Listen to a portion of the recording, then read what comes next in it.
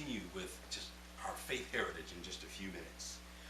And, man, have we gone through all of the watershed moments in God's Word? We certainly want you to read every jot and tittle.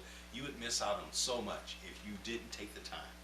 But this is designed as an outline. This is designed to hopefully prick the hearts and curiosity that persons would read deeper in the Old Testament.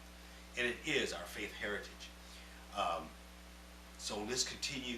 We've seen how punitive God can be with his own people who over ages have been dishonorable and disobedient.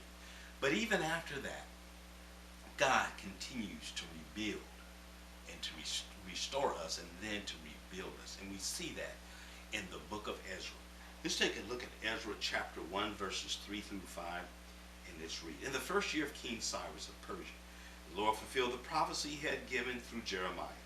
He stirred the heart of Cyrus to put this proclamation into writing and to send it throughout his kingdom. This is what King Cyrus of Persia said. The Lord, the God of heaven, has given me all the kingdoms of the earth. He has appointed me to build him a temple at Jerusalem, which is in Judah. Any of you who are his people may go to Jerusalem and Judah to rebuild this temple of the Lord, the God of Israel, who lives in Jerusalem. And may your God be with you wherever this Jewish remnant is found. Let their neighbors contribute toward their expenses by giving them silver and gold, supplies for the journey, and livestock, as well as a voluntary offering for the temple of God in Jerusalem. Then God stirred the hearts of the priests and the Levites and the leaders of the tribes of Judah and Benjamin to go to Jerusalem to build the temple of the Lord. So here we see, even after all of that's occurred, even after ages of incredible disobedience, God's word to Abraham, his promise, yet is being carried out.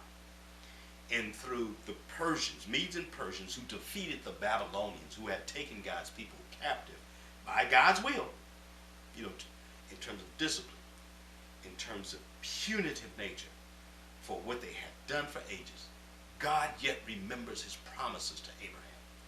And he takes these people, he touches the heart of a heathen king, Cyrus of Persia, who had defeated the Babylonians, and calls upon this king.